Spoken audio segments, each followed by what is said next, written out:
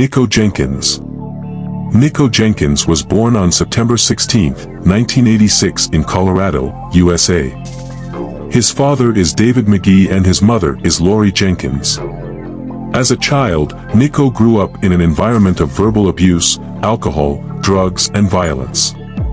Almost all of Nikko's relatives were criminals or had committed crimes. Nikko Jenkins' family tree shows 7 criminals in just 2 generations. Let's start with Nikko's uncle, 51-year-old Warren Levering. He's a convicted felon who just got out of prison in Oklahoma and served time in Nebraska. Investigators say he fathered 7 children with 6 different women in 5 states. Nikko Jenkins' mother, Lori Jenkins, recently served time in prison on terroristic threat charges.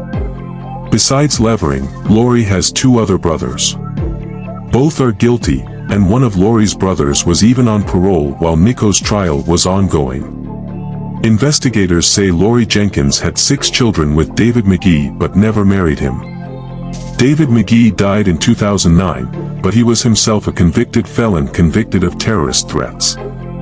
4 of Lori and David's 6 children have been charged with different crimes. Their 23-year-old daughter Erica Jenkins was also a convicted criminal. Erica's 18-year-old sister Lori Sales, nicknamed Lolo, is also charged with the murder of Bradford, one of Nikko Jenkins' victims. Prosecutors say Lori Sales got rid of the murder weapon. The third sister, Melanie, also a convicted felon, was recently released from prison on terrorism charges. Melanie, 25, and investigators say she has 3 children under the age of 7, all of whom are in the Child Protection Program. Nikko also has 2 other sisters. Both live out of state and neither has much contact with the Jenkins family in Omaha. Nikko Jenkins' childhood upbringing in an environment of crime and violence encouraged him to commit crimes at an early age. His first offense occurred at the age of 7, when he took a gun to school. By the age of 11 he was involved in gang-related activities and regularly carried a gun. 5 thefts, 1 arson, 1 weapons charge, along with fights, disruptions at school, disciplinary actions and frequent absences led to multiple expulsions. Nikko dropped out of school completely in the 7th grade. During his teenage years he was incarcerated several times at the Douglas Juvenile Detention Center. On June 24, 2002, he carjacked and robbed a 21-year-old man at gunpoint, and 2 months later he carjacked a woman at gunpoint. At 17, he was arrested for armed robbery and sentenced to 18 years in prison. This would later be increased to 21 years, but Nikko served only 10 years and spent most of his sentence in solitary confinement, with no psychological support or treatment. After serving most of his sentence in solitary confinement, Nikko Jenkins was released without probation, supervision, or parole and re-entered society. Nikko Jenkins' first victims were found in a pickup truck in Omaha shortly after his release from prison. Police who found the bodies of 26-year-old Uribe Pena and 29-year-old Jorge Cajiga Ruiz noted that both victims' pants pockets were outside and that the murders were motivated by robbery. Uribe had been shot in the head and groin and Jorge Cajiga had gunshot wounds to the head. On August 18, 2013, Nikko Jenkins was at a party when he ran into Curtis Bradford, a former prison buddy. That evening they got together and even posted a photo on Facebook. But on the morning of August 19, police officers discovered Bradford's lifeless body. Curtis Bradford had gunshot wounds to the head. The cops were able to link Bradford's murder to the murders of Uribe and Jorge Cajiga a few days earlier, based on the bullet casings. On August 21, 2013, Andrea Kruger, a bartender at Deja Vu Lounge, had finished her shift for the day and was driving home. Andrea was Nikko Jenkins' next prey. Nikko approached Andrea's car in his own car, opened the driver's door of Andrea's car, forced her out and shot her, aiming for her head and neck. Nikko then got into his car and drove away from the scene. In the wake of these 4 murders, the FBI, the Omaha Police Department and the Douglas County Police Department decided to work together to catch the killer. On August 30, 2013, a woman called 911 to report that Nikko Jenkins was threatening to kill her and her family. Nikko was located and taken into custody on terrorism charges.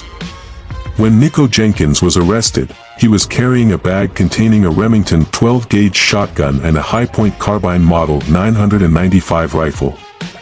The police determined that the bullet casings found in the murder of Andrea Kruger belonged to the high-point carbine rifle. Later, Curtis Bradford's DNA was also found on Nikko. Until the interrogation of Nikko Jenkins, the police had found a lot of evidence related to the murders of Andrea Kruger and Curtis Bradford. In particular, his uncle and sister were found to have helped Nikko in the murder of Curtis Bradford. It turned out that 22-year-old Curtis Bradford had planned a robbery with Nikko Jenkins. However, after the robbery, Nikko's sister shot Curtis once in the head, and immediately afterwards Nikko shot Curtis with a shotgun. Nikko Jenkins confessed to the murders after a long interrogation. Nikko Jenkins said that he had committed all these murders as a sacrifice to Apophis, the god of the underworld, the enemy of Ra in Egyptian mythology.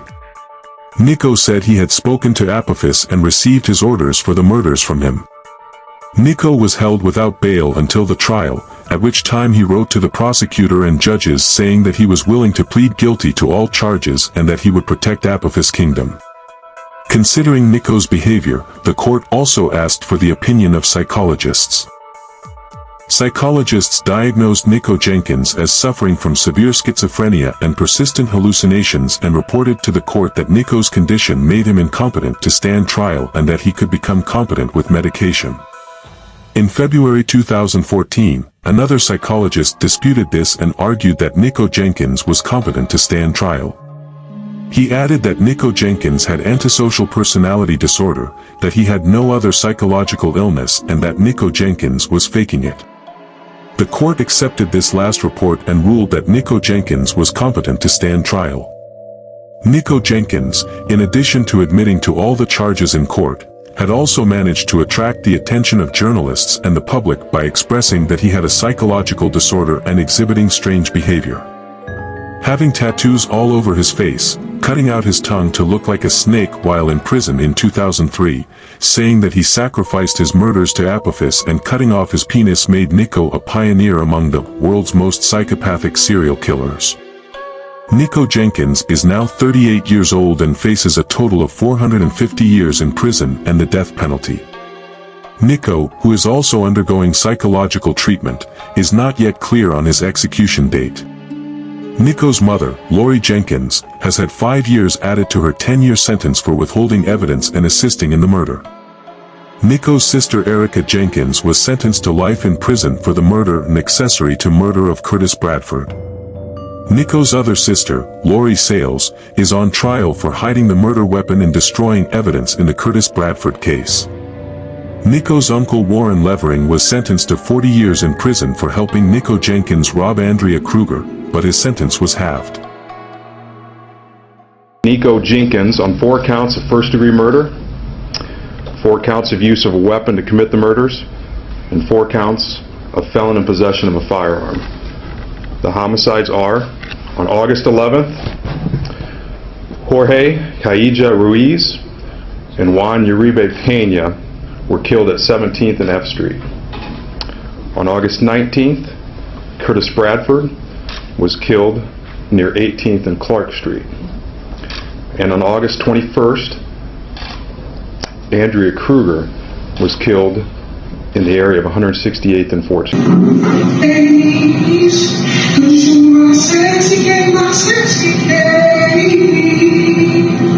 Nikko Jenkins, who killed 4 people in 11 days after being released from prison in 2013, is said to have a total fortune of $300,000, all of it earned through criminal activity. With his strange appearance and bizarre behavior, Nikko Jenkins has managed to attract everyone's attention. Do you think he is mentally ill or a criminal who should be executed? Let us know your opinion in the comments. Before ending the video, don't forget to like, subscribe to my channel and turn on the notification bell to be notified of the next video.